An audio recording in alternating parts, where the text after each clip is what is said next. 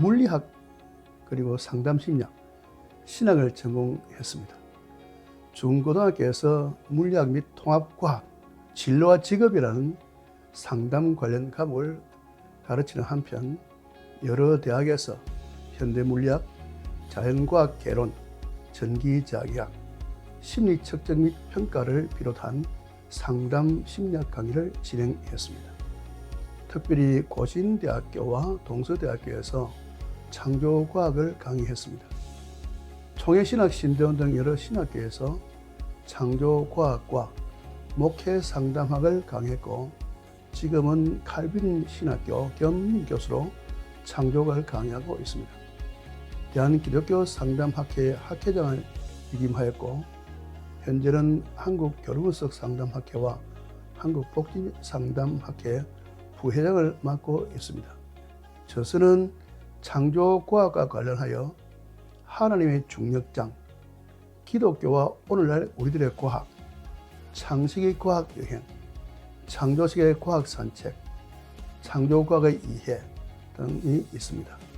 창조과학자들의 간정짓, 열리는 영의 세계에 간정문이 실려 있습니다. 공동지필하는 상담 교재로 집단 상담 프로그램, 애니어그램과 조직관리, 애니어그램과 성격 역동성, 복지상담학 원론 등이 있기도 합니다. 저는 대학 시절에 불교 학생회 활동을 했습니다. 그런데 군대를 제대한 이후에 직장을 찾던 중에 기독교에 재단 학교인 성지중학교에 근무하면서 교직원 조회 시간, 교직원과 학생들이 매주 수요일 1교시에 강단에서 드리던 예배 시간에 참석하면서 기독교에 대한 이해를 넓혀가게 되었고, 사내 연애를 통해서 친가, 외가, 3대째 믿음을 가진 아내를 만나서 교회를 다니게 되었습니다. 교회 청인회 활동하면서 청인회 주보에 글을 쓰라는 청년회 회장의 권유를 받게 된 것이 계기라 할 수 있습니다. 그러겠다고 대답은 했지만 그 당시 저로서는 사실 막연하였습니다. 그래서 여러 가지로 궁리하는 가운데에 성경과 내가 공부한 과학을 관련하여 글을 써보기로 했습니다.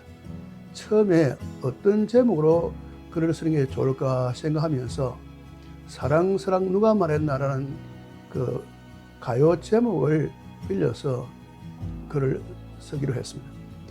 집필하게 되면서 당연하게 창조에 접근하게 되었죠. 그리고 학교 과학교사 앞으로 우리 한국창조과학회에서 월간 창조라는 뉴스레터를 냈는데 그것이 우리 학교에 구성되어 왔습니다. 그래서 1985년도 1학기에 그 책을 읽으면서 관심을 갖게 되었고, 그해 여름 방학 기간에 제가 출석한 교회를 비롯하여 동료 선생님들께서 섬기시는 교회, 시조 동인들이 섬기는 교회 중고등부를 중심으로 창조학 강의를 하면서 시작되었다고 할 수 있겠습니다. 정말 인생에서 가장 놀라운 변화가 일어났습니다. 과학의 역사에서 코페르니쿠스적 전회라는 그런 말이 있습니다. 천동설이 지동설로 바뀌는 큰 사건을 그렇게 표현합니다. 제 인생에 코페르니쿠스적 전회가 일어났습니다. 카이스트 김영길 교수님과 같은 대학 교수님이나 무슨 연구원에 근무하는 이공계 박사학위를 가지신 분들이 창조학 강의를 하고 다니던 창조학 1세대 시절이었습니다.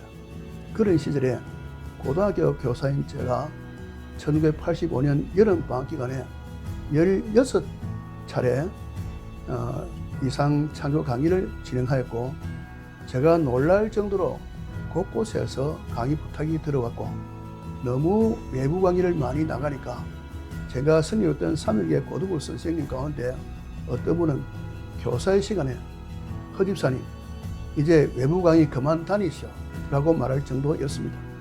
첫 강의를 3일계 고등부 여름 수련 때 진행했고, 그때 학생 중 한 명이 선생님, 저는 장로님의 아들로서 창조가 사실인 것은 알겠습니다. 그런데 노아 홍수 때 동물들은 다 방주에 탔다 치고 식물들은 어떻게 되었습니까? 라고 질문을 했습니다. 제가 그 질문에 대하여 읽은 바가 없었기에 답을 하지 못하고 대강 얼버무렸습니다. 그러면서 학생들에게 선생님이 공부해서 다음 주일 고등부 모임 때 대답하겠다고 약속을 했습니다. 수련회를 마치고 돌아와 부끄러운 마음이 들었습니다. 그래서 학생들에게 답변을 위해서 공부해서 작성한 답변이 노아 홍수와 식물이란 제목의 제 글입니다. 주일 고등부 시간에 약속을 지켰습니다. 학생들이 모두 박수를 쳐 주었습니다. 그 글을 교회 청년의 주보 로고스와 월간 고신, 월간 창조지 1985년 9월호에 게재하게 되었습니다. 더 놀라운 일은 계속되는 외부 특강 때마다 학생들보다 선생님들의 질문이 더 많았고 현장에서 답하지 못한 질문들을 모아서 진화론 비판 문답이라는 제목으로 원고를 작성하였습니다.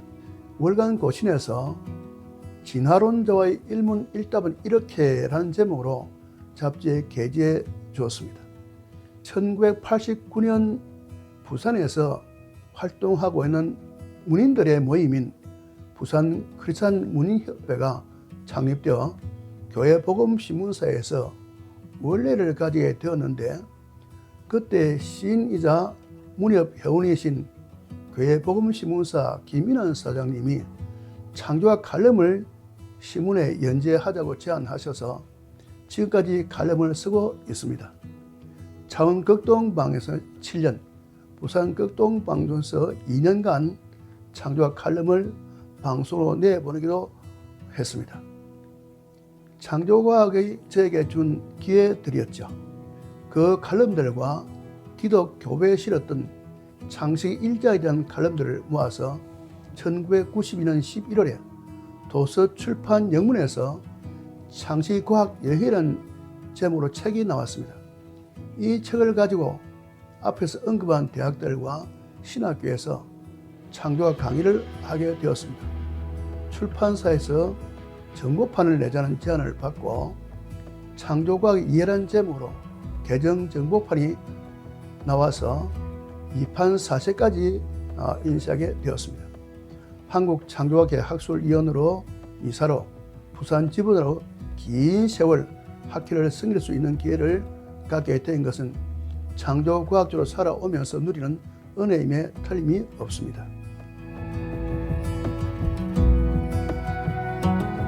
오늘날 세상은 온통 진화론을 바탕으로 한 세계관으로 오염되어 있죠. 믿는 분들 가운데서도 그런 분들이 많이 있는 것이 현실입니다. 그것은 진화론이 사실인 것으로 학교에서 가르쳐지고 있기 때문에 이런 현상이 빚어졌습니다. 제가 한창 창조론 운동에 심취되어 있을 때에 어느 동료 교사가 허 선생님, 과학 선생이 그러면 하면 됩니까? 라고 저를 나무랐습니다. 그때 제가 그 선생님께 과학 교사이기 때문에 사실을 가르치지 않을 수 없습니다 하고 대답한 기억이 있습니다. 지금은 초등학교부터 진화론을 배운다는 이야기를 들었습니다. 그래서 우리 학회는 시학 교재를 개발해서 보급하고 있는 줄로 압니다. 지난 토요일 부산 지부 사역자들이 박영민 팀장님을 강사로 모시고 종일 연수를 받았습니다.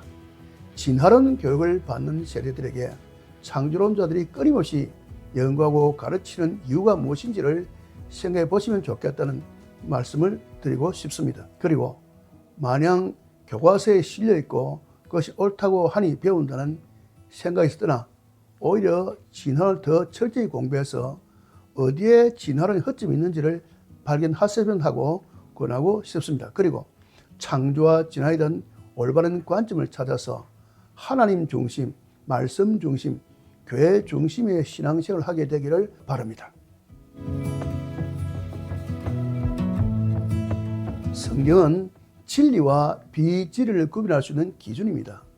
성경을 제외하고 이 세상 어떤 문서도 어떤 학문 분야도 시간과 공간과 물질의 궁극적 기원을 창세기 1장 1절처럼 명확하게 그 근거를 알려주지 못합니다. 신화이든 자연과학이든 우주 발생에 관한 모든 주장과 이론에는 어떤 형태의 영원한 물질 또는 에너지, 즉 선제물이 있었고 그 선제물로부터 다른 실제 않은 물질들이 점차적으로 만들어졌다고 설명합니다.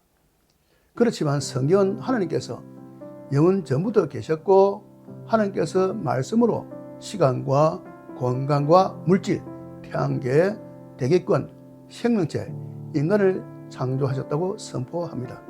창조주 하나님께서는 그 모든 세상 만유를 창조하신 후에 보시기에 심히 좋았더라고 감격에 찬 말씀을 하시므로 세상 만유와 모든 생물들과 사람을 하나님의 설계와 의도대로 협족하게 그리고 완벽하게 창조하셨음을 확인하셨습니다.